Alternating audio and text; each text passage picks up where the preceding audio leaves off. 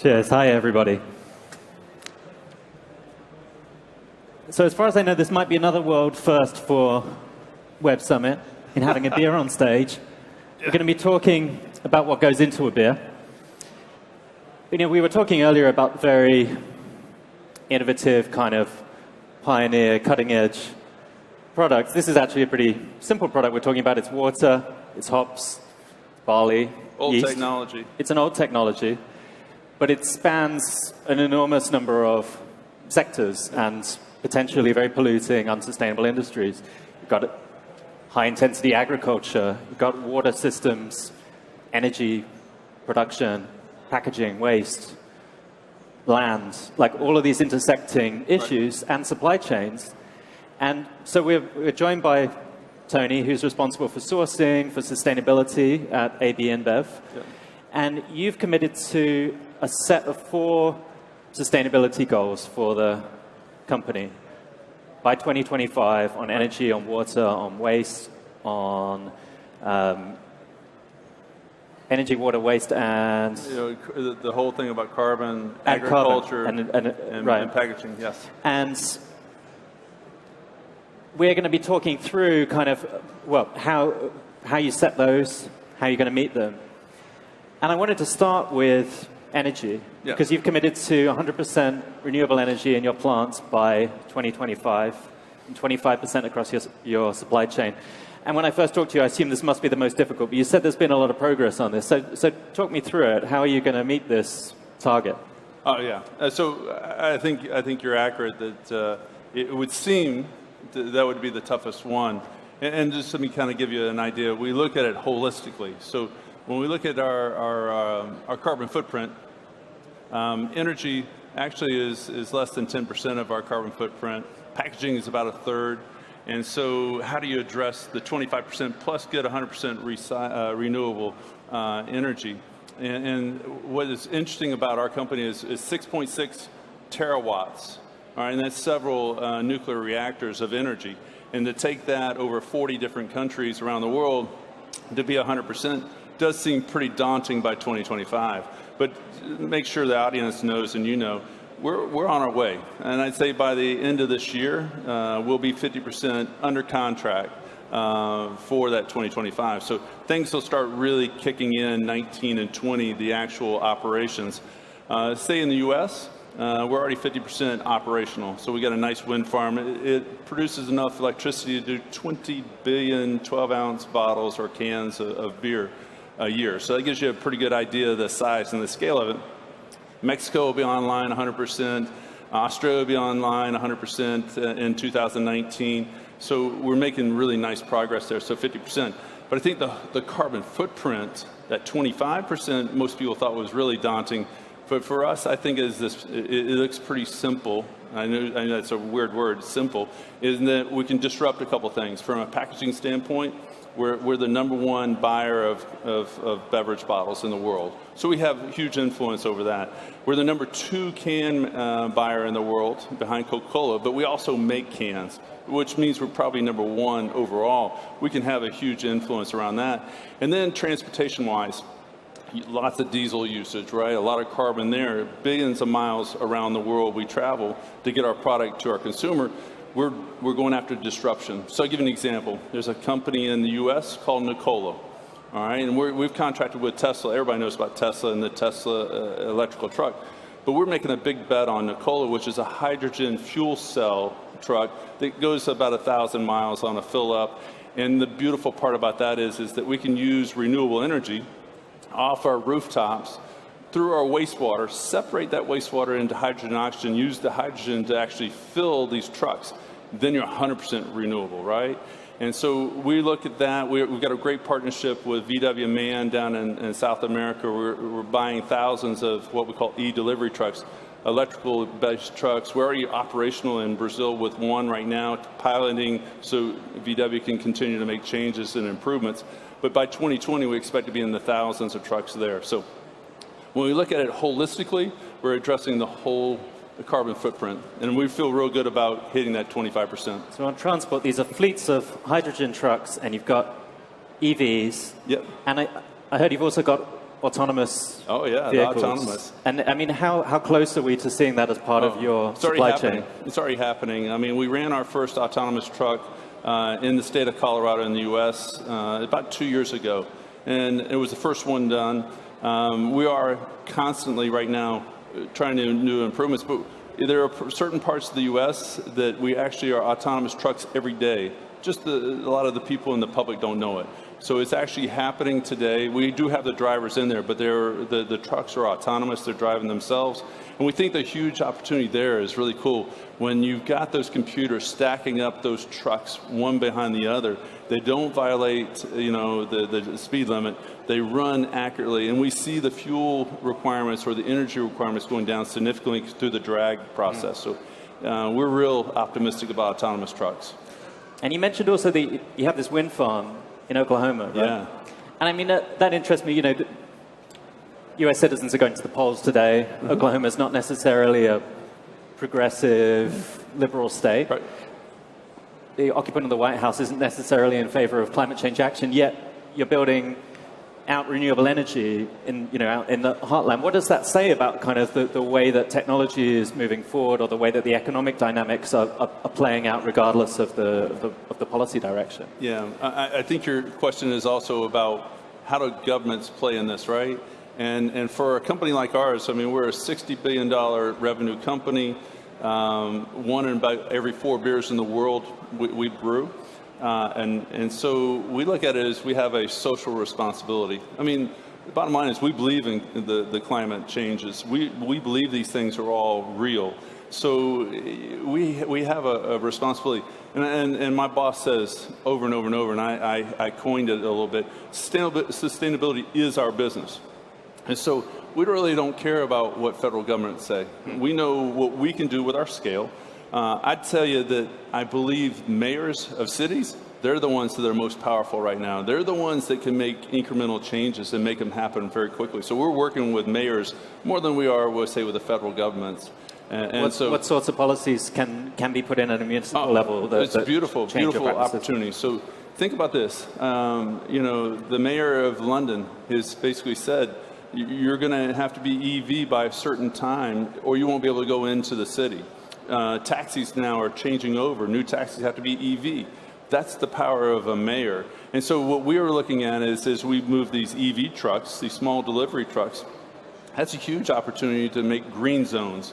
I mean, the worst places in the world to try to transit would be like Mexico City, Sao Paulo, Rio, Buenos Aires, Bogota. These are areas that are prime for us to work closely with mayors to create green zones. Then we're right in there compliant with using these EV trucks. So I think it's just a marriage made in heaven when you can bring these two things together. We talked about energy. Mm-hmm. Let's also talk about water, which is one of the other biggest challenges. When we were talking before, you said that might be the most difficult challenge. It is. I can give you the reasons. I mean, water for us is our number one resource. We can make beer with other ingredients, but you can't make it without water. We also look at it as an empowerment requirement for us to continue to be here for the next 100 years. So we must be proactive in working with communities, because we're taking water out of those aquifers. And so from our point of view, that is the most difficult one. We look at it as this key for us to be there for the future, but also it's good to be close to the community and being a part of it. Perception is that we're large water use of aquifers, but if you look around the world, we look at it as we're less than 1% of any aquifer. So we're a small amount, even though it's perceived we're a lot. The second part is this. When we look at our business, we're operating currently in about 25% of our beers that are manufactured are in water-restricted areas. So what does water-restricted mean? It's expected that there will be a drought somewhere in the next 10 years in those areas. And so that's one thing. But then we look at our business as it goes towards 50%. So 50% of our beer manufacturing or beer brewing would come from water-restricted areas. So we must be part of the community. We're also teaming up with third parties, NGOs, TNC and WWF. We're really tight with those organizations. And so we must do a better job in those communities. And I think that's the most difficult one, right? How do you improve the quality of water in the areas we're operating? What is it specifically you're committing to then in terms of putting back into those communities and specifically into those aquifers? Yeah, it's about making sure we're science-based and that we're measurably improving. That's the key word. And I think if you look at the terminology that we have signed up for, most difficult and most challenging of water, I don't know the answer yet. I got to tell you, I got a couple years to figure it out. We've got a lot of technology things that are coming online that we think are going to help us, and we're counting on our real good friends at TNC and WWF. Let's talk about technology. I understand you're using technological innovation to try and meet these goals. I mean, what's the role there of technological innovation? How are you going to push it forward? So let's back up a little bit, because the UN came out earlier this year with an estimate between 5 to 7 trillion, not billion, trillion dollars to achieve the SDGs, right? And so I got some really brilliant people that work for me, and they say, hey, Tony, let's not miss out on that. Let's not miss out on this industrial revolution that's coming. And let's be a part of it, let's lead. And so thinking of that, our guys started putting together some ideas. And the interesting part was we started coming up with over 100 ideas, or 100 different challenges we have on our business, plus around the world and the communities we operate.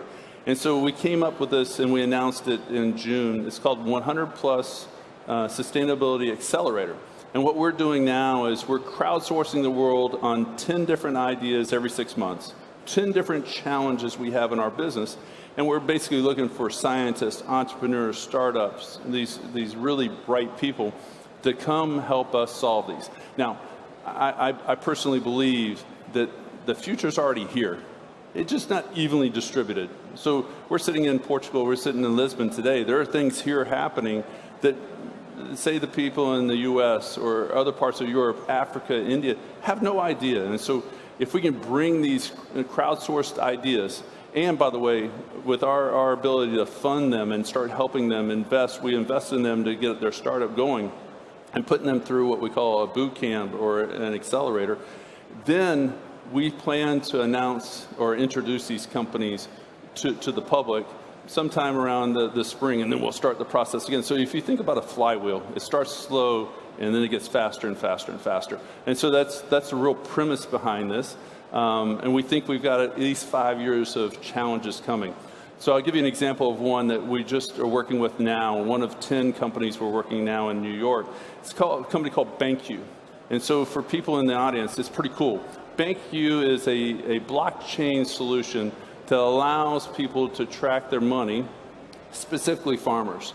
And so the premise behind it is very simple.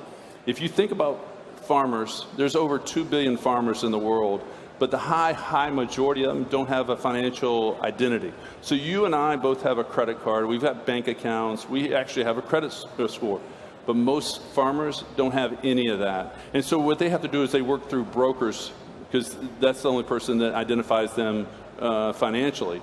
But if we put BankU and we can put the farmer in touch with the bank and also be able to track the money to the farmer, a couple things happen. A, they get a financial identity, but the second part is they get the cash. They get more money, they get to control their yield, and they become profitable. All right, so this is about stepping it up. And one of our goals is always make sure our farmers are connected, they have the best technology, and then we're also there and working with them. It's a really cool thing. So this is an innovation that you can specifically see yourself rolling out in the context of your definitely of your agriculture sort of strategy and your growers who are growing your barley. Let me pose this one to you.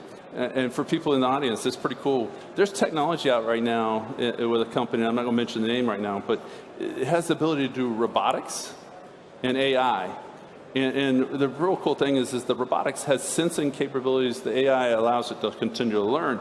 But through rubbish or trash going to a landfill, if you were running it through, it has the ability to pick out PET bottles, has the ability to pick out glass bottles. Matter of fact, green bottles, clear bottles and amber bottles, it can separate. It picks out aluminum, things like this. So the stuff doesn't go to the landfill. It automatically creates that waste stream. It causes a recycling stream that nobody's even thought about in the future.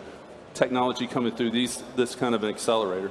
And that gets to that issue of waste that Anna Salcedo was just talking about as well. I mean, how are you guys addressing the challenge around packaging and waste? Yeah, for me, it's very simple. We need to make waste a currency. And there's places around the world that actually have made waste a currency. So if you're like in the U.S., there's a couple states that create deposits, or down in Australia and Victoria, you have to get this, you got to put a deposit down. Now, you can return it and get your money back, or you can throw it away. But somebody's going to find this because it's money. Once we start making post-consumer waste a currency, and a lot of companies are starting to think about this, right? How do you create a currency here? And that's, for us, very simple. The way we can do it is because, remember I said we're the number one bottle buyer in the world, number 2 can buyer in the world. Now, we put through our contracts, this has to have a certain percentage of recycled materials in it. That creates the pull, makes it a currency. Cans need to be high percentage of recycled materials in it. If that, then aluminum becomes a currency. So we're thinking about our scale and how to create this currency. That importance of scale, I think, is interesting. I mean, you're in charge not only of sustainability, but of procurement.